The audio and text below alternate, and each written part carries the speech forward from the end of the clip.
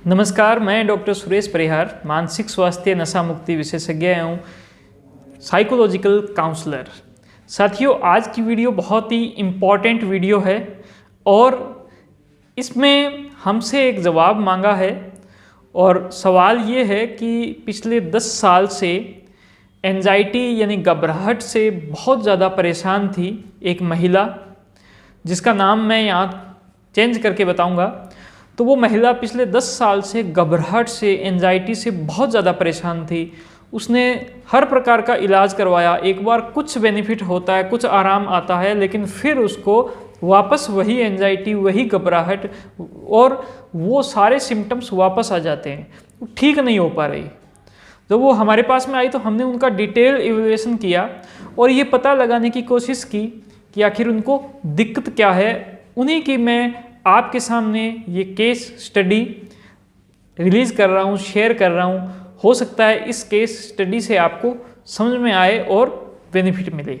आइए साथियों, शुरू करते हैं। साथियों, बात कुछ ये है कि मीनाक्षी नाम की महिला, ये नाम चेंज किया हुआ है, हमारे पास में आई और बोली कि सर, मुझे पिछले 10 सालों से बहुत घबराहट, बहुत बेचैनी मैंने सहन कर ली, बहुत सारी चिंता, और मैं इस घबराहट को अपने मरते दम तक छोड़ नहीं पाऊंगी।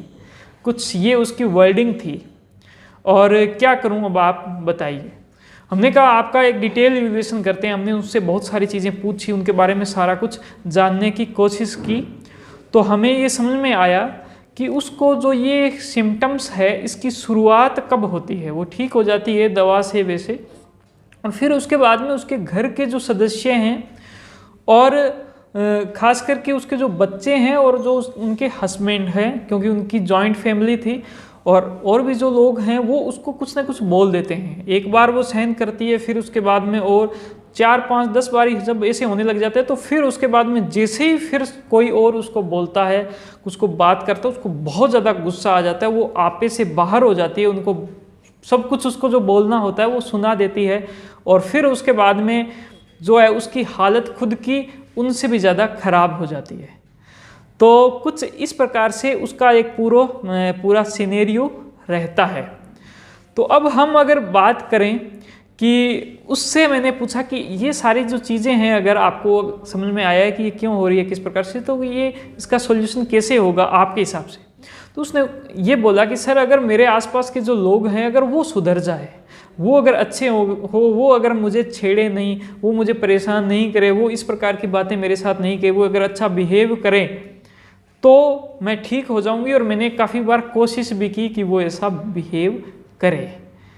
और फिर उसके बाद में जो है हमारा पार्ट स्टार्ट होता है और उस पर हम अभी आपके साथ चर्चा करेंगे। तो साथियों, उसमें जो पूरी जो चीज़ें थी वो जब समझी तो ये निकल के आया कि वो अपने जो इन्वायरमेंट है, उसका जो एक्सटर्नल इन्वायरमेंट है, उससे वो परेशान थी। तो यहाँ पर सबसे बड़ी बात अगर देखा जाए उस पूरे चीज़ को, तो उसमें ये है कि यहाँ पर एक तो उसका एक्सटर्नल इन्वायरमेंट है, यानी उसके पास में, उसके माइंड तक जो बातें आती है वो आस पास से आती है, वो कितनी बदले, और उसके घर के जो सदस्य हैं, उसका इन्वायरमेंट है, उसकी बातें बदले। इस बात की जो संभावना है वो बहुत कम रहती है कि लोग बदलेंगे। लोग बदलेंगे जब एक इंसान, हमारे परिवार का कोई सदस्य जब बीमार होता है तो हम उसके लिए कुछ व्यवहार में परिवर्तन कर देते हैं, उसके साथ बड़े आराम से पेश आते हैं और बहुत सारी चीज़ें हैं वो आराम से करते हैं, लेकिन कुछ समय बाद में वो वैसे ही हो जाते हैं, तो वो नहीं बदलेंगे।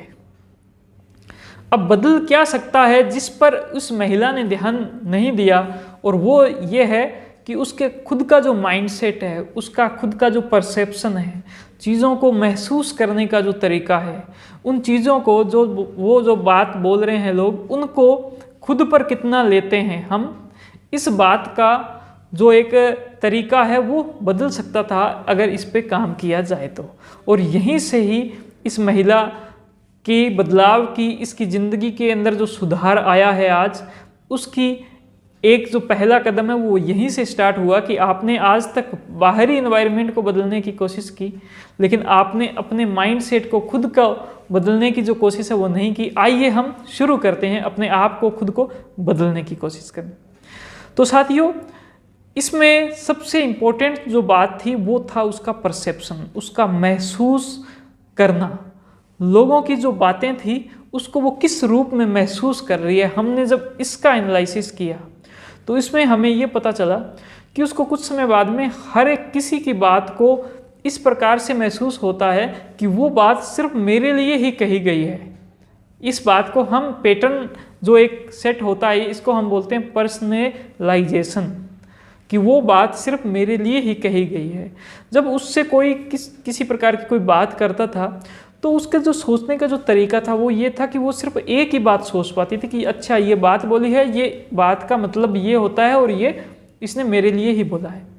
अब इसका जो परसेप्शन था, ये ऐसा क्यों सोचती थी, इसकी वजह था इसका पास्ट एक्सपीरियंस, कि पहले उसको किसी चीज़ों की वजह से बुरा बोला था तो उस एक्सपीरियंस को उसने अभी तक छोड़ा नहीं था, वो उसी एक्सपीरियंस को लेकर चल रही थी। और जैसे ही दोबारा से उसको बोलना स्टार्ट किया और उसी के साथ में उसने वैसा ही महसूस किया कि ये इंसान तो इस प्रकार का इंसान है और ये इंसान इसी तरह की बातें करता है, इसी तरह की बोलता है। साथियों, जब हम परसेप्शन की बात करते हैं, यानी हम हमारे आसपास की चीज़ों को कैसा महसूस करते हैं, हम इस बात पर जब चर्चा करते हैं तब हमें ये समझना चाहिए कि हमारा माइंड किस प्रकार से महसूस करता है। जब हमें कोई इंसान कोई बात बोलता है तो उसके बाद में माइंड उस पर विचार करता है, उस पर सोचता है, और जब सोचता है तो वो उसके साथ सामने एक सवाल होता है कि उसने ऐसा क्यों बोला, उसने ये व्यवहार मेरे साथ क्यों किया। और वो जो एक गैप रहता है उस गैप को वो माइंड फिल करता है, उसको भरता है अपने पुराने एक्सपीरियंसेस से, कि ये इंसान तो इस प्रकार का है, उस वक्त इसने मेरे बारे में झूठ बोलकर और मेरी बुराई की थी, इस वजह से ये इंसान अभी भी मेरी बुराई कर सकता है। और उसी के साथ में वहाँ से एक सूचना उसने वहाँ पर बीच में फिट की और एक पूरा जो गैप था वो फिल कर दिया जाता है कि ये इंसान ने मेरे बारे में कुछ अच्छा नहीं बोला होगा, उसने कुछ खराब ही बोला होगा। और इस प्रकार से हमारा परसेप्शन बनता है। इस वजह से जो जानकारी थी, किसी इंसान ने आपके बारे में कुछ बोला, वो जानकारी जिस रूप में थी उस रूप में आपने महसूस ना करते हुए एक अलग रूप में आपने उस जानकारी को महसूस कर लिया और उसी प्रकार से आपने सोचना स्टार्ट किया। आपने किसी एक इंसान ने अच्छे के लिए आपको बोला था, लेकिन आपकी सोच जो थी वो उस इंसान के लिए खराब थी और आपने गलत तरीके से सोचना स्टार्ट कर लिया। तो अगर गलत तरीके से सोचा, आपकी सोच उसके लिए गुस्से वाली हुई, तो आपकी फीलिंग, आपके अंदर इमोशंस भी गुस्से वाले आएंगे। आपको लगेगा कि उसने मेरे साथ में ऐसे किया है और वैसा ही आपका बिहेवियर हो जाएगा। तो अल्टीमेटली बात यह है कि ये जो पूरा एक सिस्टम है, पूरा पैटर्न है, इस पैटर्न को आप अपनी प्रैक्टिस से सुधार सकते हो। कैसे? अपने माइंड सेट को ओपन करके।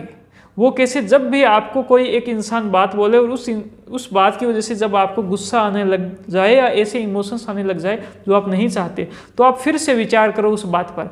उसके कुछ और भी एग्जाम्पल हो सकते हैं। आपका माइंड सेट ओपन होना चाहिए। घर के सदस्य जब भी आपको कुछ बात बोलते हैं उसके बहुत सारे मतलब हो सकते हैं। आप जब सभी मतलब पर थोड़ा थोड़ा विचार करोगे, आपका ओपन माइंड सेट होगा। ओपन माइंड सेट से आप किसी भी एक पर्टिकुलर चीज़ के लिए इमोशंस डेवलप नहीं करोगे और आपका जो माइंड है, आपका मन है, वो बहुत ही अच्छा रहेगा, सही रहेगा और आपको एंजाइटी, घबराहट, बेचैनी नहीं होगी। और ये जो चीज़ जो मैंने बताई है ये प्रैक्टिस का हिस्सा है। ये CBT का एक बहुत अहम पार्ट है जिसको एक थेरेपिस्ट आपको करवा सकता है, आपको ट्रेंड कर सकता है इन सब चीज़ों में। तो ये जो मेरी जानकारी थी इसको आप स्किल्स के अंदर जब तक चेंज नहीं करोगे, यानी कि इस जानकारी का उपयोग करके आप उस जैसा सोचना सीखो और उसको अपनी ज़िंदगी में अमल में लाओ, उपयोग में लाओ। और जिस दिन आप ये चीज़ कर लिया उसी दिन आपकी दुनिया बदल जाएगी। आप बहुत अच्छे रहने लग जाओगे। आपको नहीं फर्क पड़ेगा किसी इंसान ने आपके बारे में कितना ही नेगेटिव बोला है। आप बड़े आराम से सोच विचार करके फिर उसका जवाब दोगे और हम चाहते हैं आप ऐसे बने। और अगर आपको इस प्रकार की कोई समस्या है तो आप हमसे संपर्क भी कर सकते हो और इस विधि से, इस टेक्निक से आप अपने आप को सुधार भी सकते हो। उम्मीद करते हैं आपको ये वीडियो बहुत अच्छी लगी होगी। अगर ऐसा है तो इस वीडियो को लाइक कीजिए, हमारे चैनल को सब्सक्राइब कीजिए, बेल आइकन भी दबाइए। Thank you. जय हिंद, जय भारत।